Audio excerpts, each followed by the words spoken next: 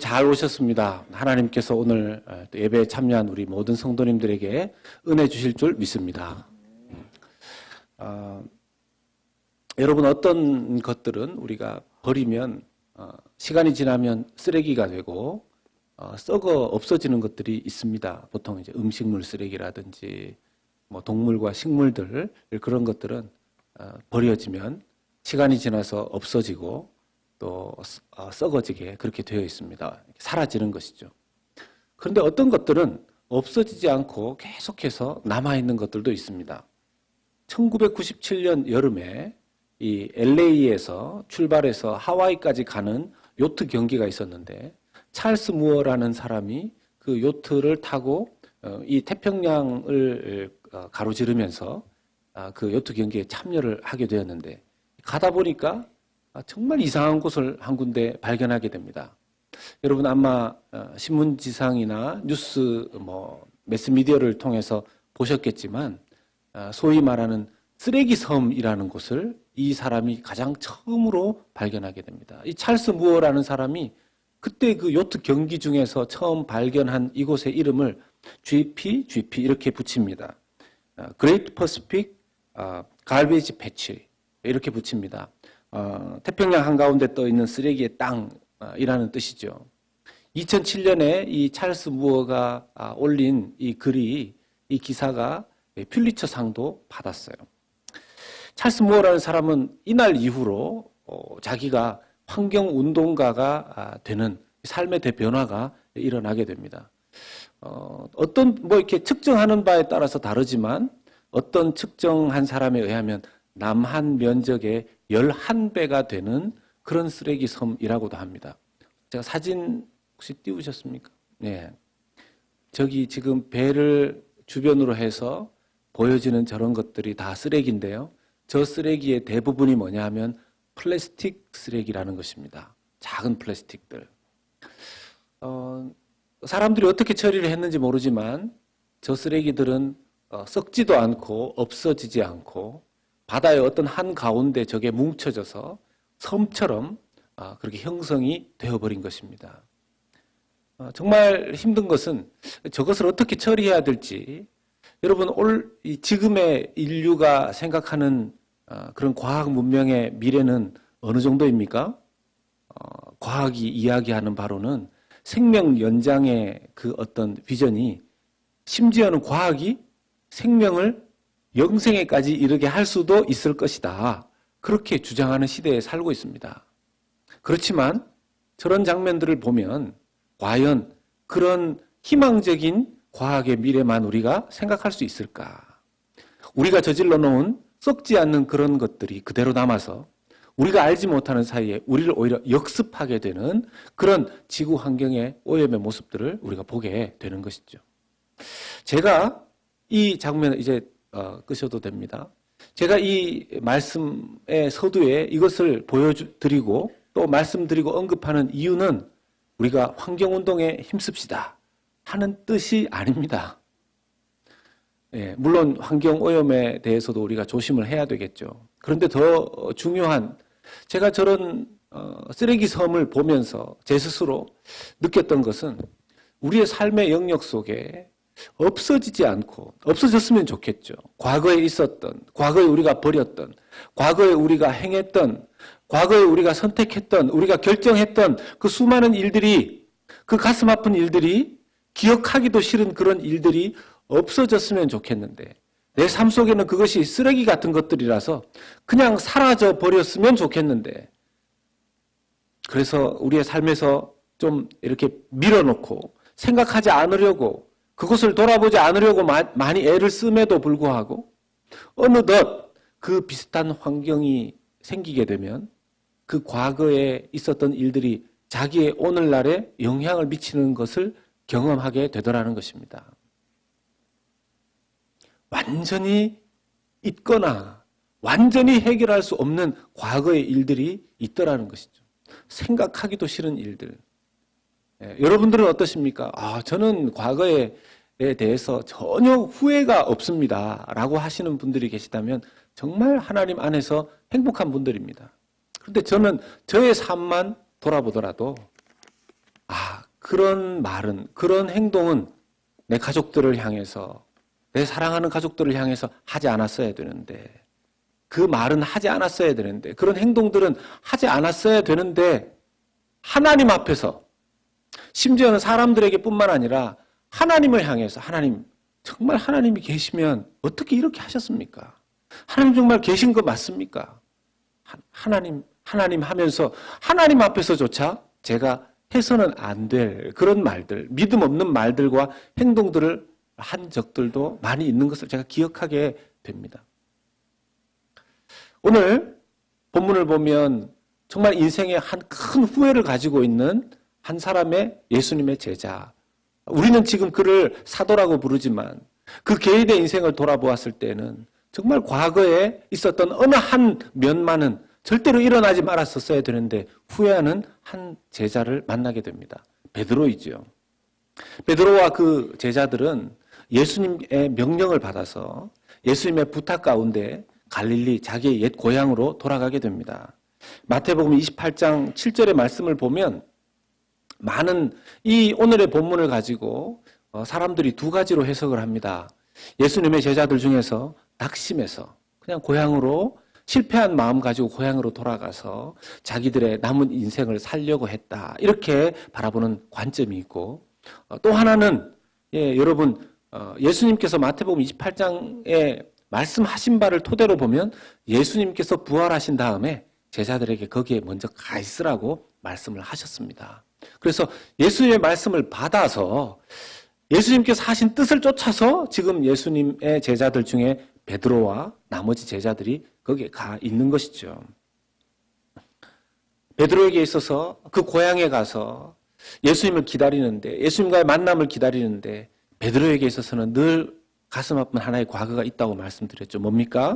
누가복음 22장 55절에서 57절을 보면 베드로가 예수님을 부인했었던 그 이야기, 그 스토리입니다. 그 과거이죠.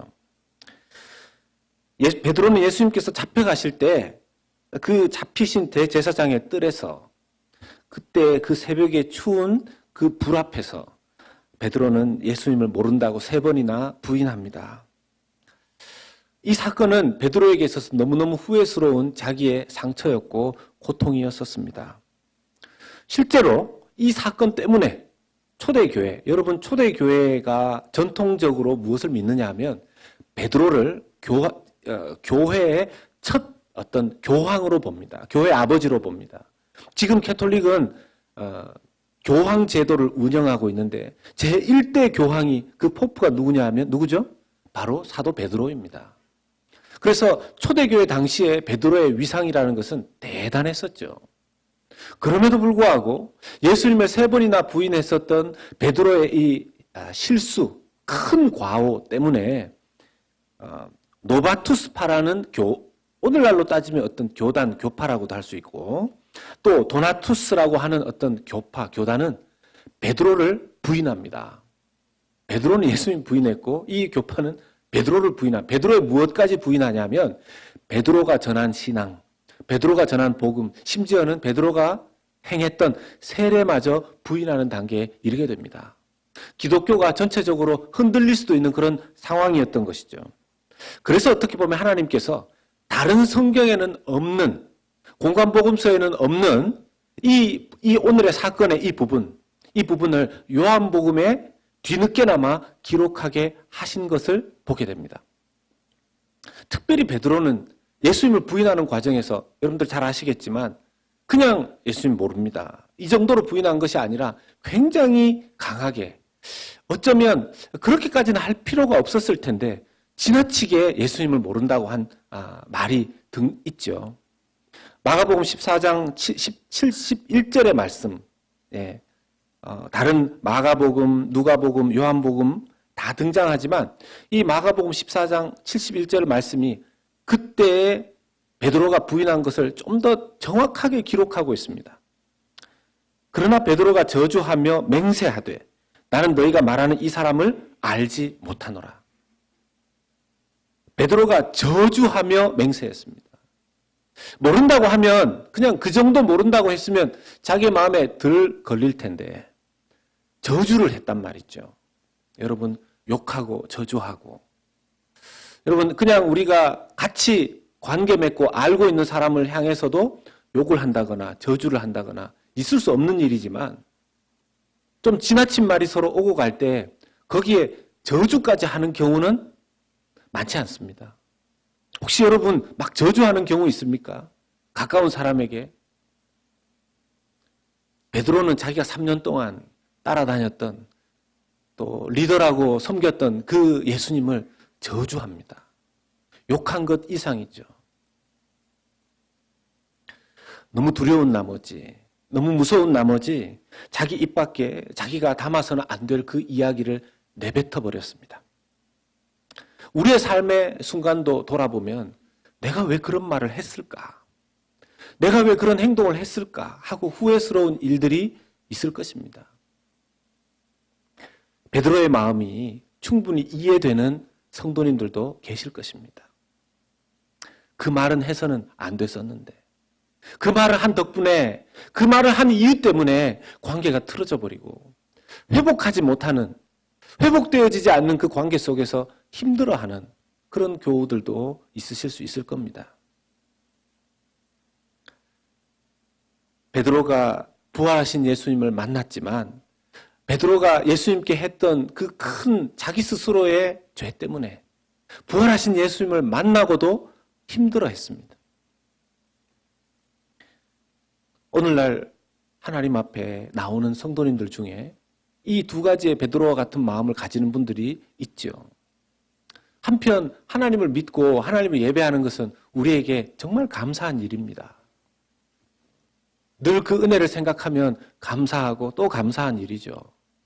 그런데 이렇게 하나님의 말씀을 듣고 하나님 앞에 기도하고 깨닫고 하다 보면 마음에 찔림이 있습니다.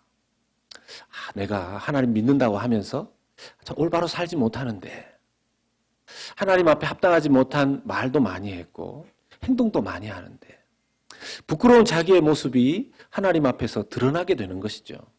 남은 모르는, 하나님과 자기만 아는 그런 일들이 많이 있습니다. 그래서 한편 이렇게 하나님을 믿고 예배하는 일이 감사하고 영광스럽고, 또 한편 하나님 앞에 나오는 것이 부담스럽고 죄송한 것이 많은 믿는 사람들의 딜레마라고 할 수 있겠습니다.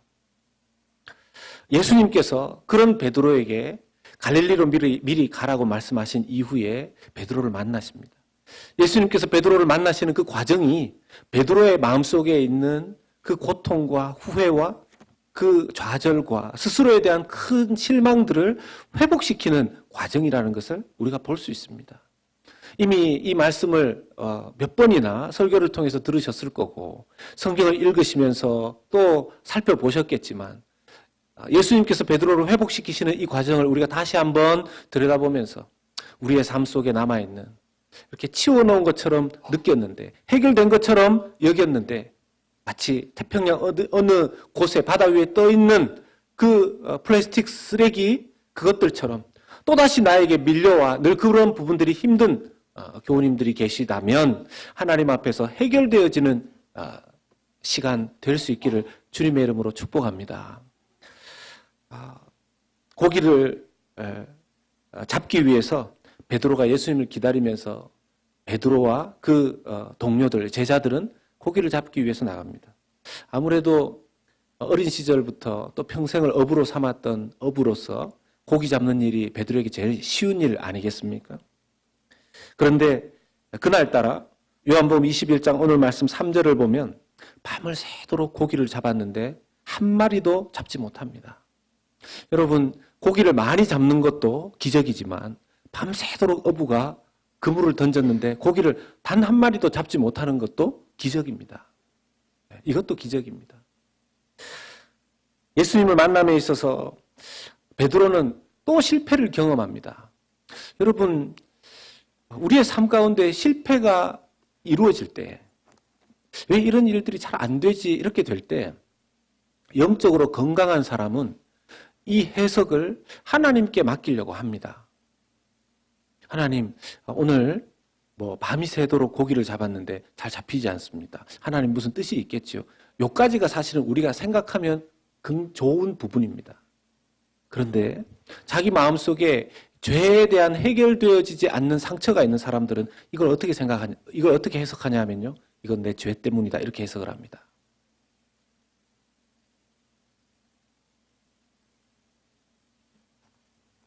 큰 질병에 자기가 걸리게 될 때, 비즈니스가 갑자기 어려워지게 될 때, 가족 중에서 큰 사고를 당하게 될 때, 물론 우리가 겸손한 마음으로 우리 스스로 혹시나 내가 잘못한 게 뭐가 없는가 돌아볼 수는 있겠지만 습관적으로 이건 내 죄 때문이다. 내가 과거에 하나님 앞에 큰 잘못들을 많이 저질러서 이런 일들이 있다. 이렇게 해석하는 것은 옳지 못합니다. 옳지 못합니다.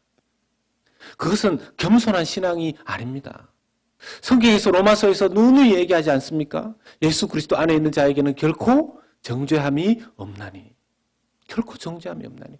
스스로도 스스로의 잘못에 대해서 정죄하면 안 된다는 것이죠. 그럼에도 불구하고 계속해서 자기 자신에 대해서 일어난 일들을 자기의 죄 때문이라고. 제가 몸이 아픈 분들 신방 가보지 않습니까? 그러면 얘기합니다. 목사님, 제가 지은 죄가 많아서 그렇습니다. 제가 그런 분들은 어떻게 말씀을 전해줘야 될지 모르겠어요. 그런 분들은 자기의 죄에 딱 사로잡혀 있어가지고 자기의 과거에 사로잡혀 있어서 현재 들려주시는 하나님의 은혜의 말씀을, 미래를 향해서 주시는 하나님의 축복을 잘 받아들이기 힘들어합니다. 늘 과거만 생각하는 거죠. 베드로는 자기 스스로를 저주하고 있었습니다. 자기 스스로를. 물고기가 잡히지 않는 것도. 제자들도 마찬가지죠. 여러분, 베드로만 잘못했습니까? 제자들도 잘못했죠. 베드로는 예수님을 적극적으로 부인했지만 제자들은 그 곁에서 예수님 꼭 끝까지 붙들고 의리 지켰습니까? 제자들도 다 도망갔지 않습니까? 이제 베드로가 물론 대표이긴 하죠. 베드로의 마음속에 굳이 비교를 해보자면 제자들도 스스로 죄책감을 가지고 있고 베드로도 죄책감을 가지고 있다면 베드로의 마음은 이런 거 아닙니까? 너희들은 도망갔냐? 나는 욕했다. 너희들은 제자들로서 예수님 버리고 도망갔지만 나는 그 곁에 서서 예수님 욕했다. 내가 더 나쁜 놈이다. 하나님 앞에 겸손해진 것까지는 좋은데 너무 심한 자기 스스로의 자책감을 가지고 베드로도 살아가는 것이었죠.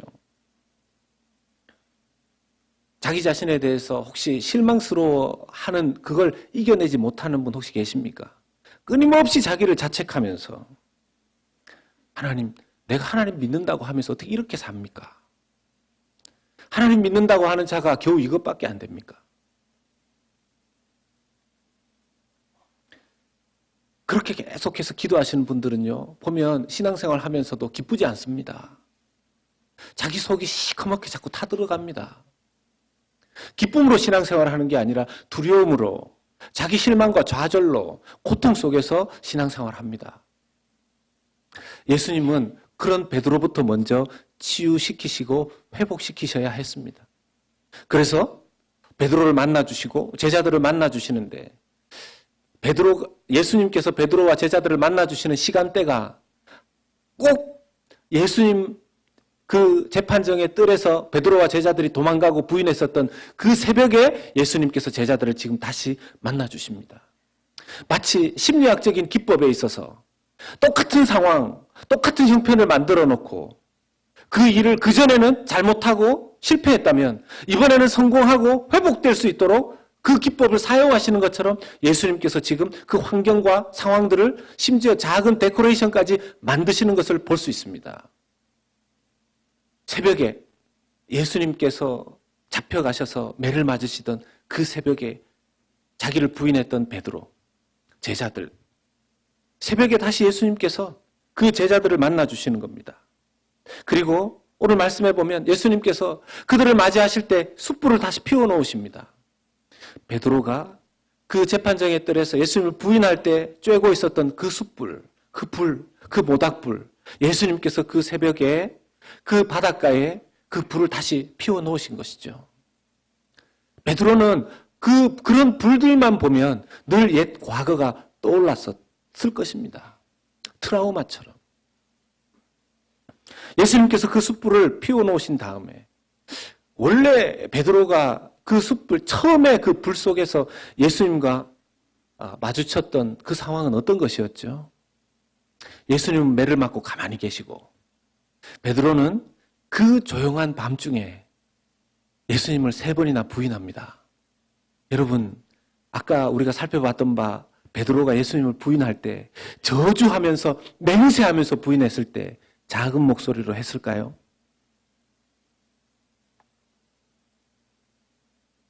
여러분, 우리가 누군가를 욕할 때 대부분의 경우에는 누군가를 저주하고 자기가 그 사람과 상관없다는 것을 증명하듯이 그렇게 말하려고 했을 때는 굉장히 강한 어조로 말을 합니다.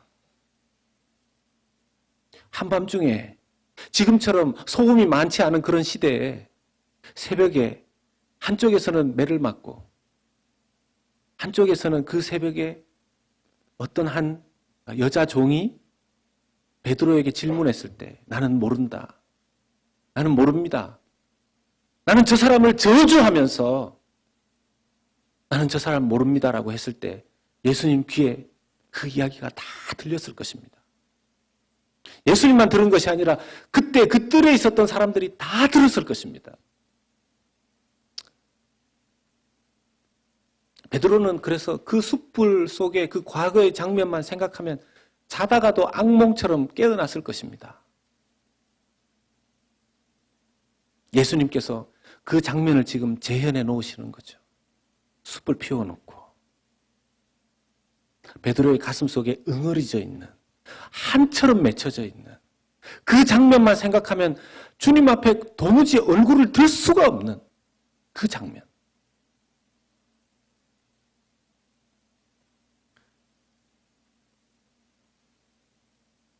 다시 숯불 앞에 예수님을 만난 베드로와 예수님. 주님께서 베드로를 향해서 그 숯불 피워놓고 그것을 바라보시면서 조금의 원망도, 조금의 비난도, 조금의 실망도 없는 눈으로 베드로를 보십니다.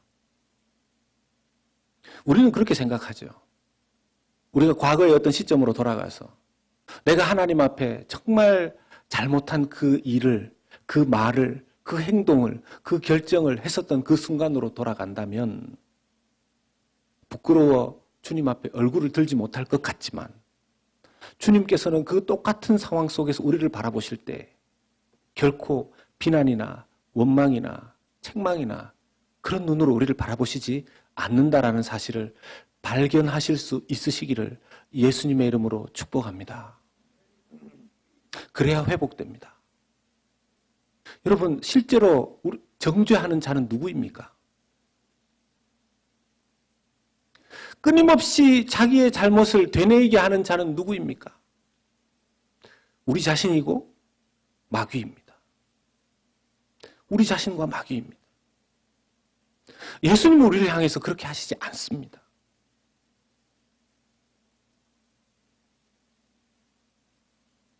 그러시면서 처음 그 제자들을 불렀을 때 가장 기분 좋았던 한 사건을 또 재현시키십니다. 뭡니까? 마태복음 4장 18절에서 21절에 있었던 그 사건, 누가복음 5장 1절에서 10절에 있었던 그 사건, 마태복음 4장에서는 그렇게 부르시면서 예수님이 사명을 주셨죠. 내가 너희를 사람을 낚는 어부가 되게 하리라. 그게 무슨 뜻인지 이해했겠습니까? 첫 부르심 때. 여러분, 우리 중에는 내가 예수님 처음 믿을 때 아니면 예수님을 뜨겁게 만날 때 내가 너희를 귀하게 쓸 것이다. 이런 것을 믿음으로 가지게 되신 분들이 많이 있으실 겁니다. 그런데 살아보면서 하나님 앞에 귀하게 쓰임받기는커녕 내가 내 신앙 하나도 건사하기 힘든 그런 삶을 살아갈 때가 얼마나 많은지 모릅니다. 그럴 때 하나님 이게 뭡니까? 제가 그때 잘못 들은 겁니까? 제가 그때 잘못 믿은 겁니까? 누가복음 5장 1절에서 10절의 말씀을 보면 그들이 처음 예수님 만났을 때 깊은 데로 가서 그물을 던져라. 그때도 밤이 새도록 고기를 잡고자 했지만 한 마리도 못 잡은 사건이었었습니다. 그때도 기적이죠, 그게. 그런데 깊은 데로 가서 그물을 던져라 라고 했는데 그물이 찢어질 정도로 실제로 그물이 찢어지는 거죠. 툭툭툭 나간 거죠. 그럴 정도로 고기가 잡히고 그때 그들은 예수님에 대해서 큰 기적을 경험합니다. 그 사건을 재현하시면서 이번에는 예수님께서 큰 물고기 몇 마리요? 여러분, 이 한국 사람들은 요 대목에서 몇 마리인지 거의 아시는 분들이 참 많아요. 이 영향이 제가 보니까 한국에 모 볼펜이 만들어졌는데 153 볼펜이라고 혹시 그걸 아시는 분 계십니까? 아마 그분이 무슨 뜻으로인지 모르지만 그 볼펜을 만들어서 대박을 쳤죠. 크게 그 회사가 그것 때문에 크게 일어났을 것입니다. 이번에 큰 물고기 153마리가 잡힙니다. 이번에는 숫자까지 셉니다.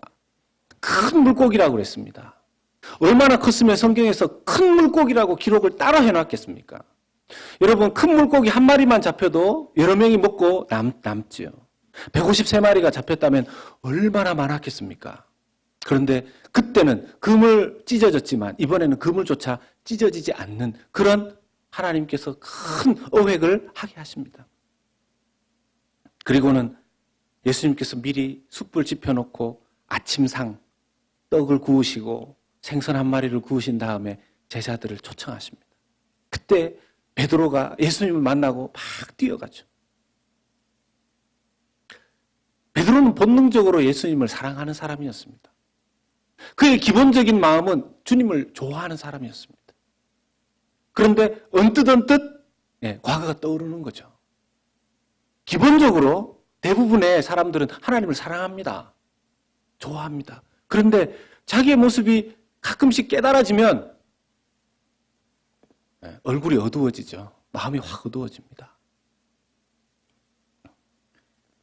사랑하는 여러분, 예수님께서 제자들에게 이전에 있었던 가장 고통스럽거나 처음 제자들을 부르실 때에 그 가장 기분 좋고 기뻤던 그 일들을 재현시키시면서 주님께서 하시는 일들이 무엇입니까?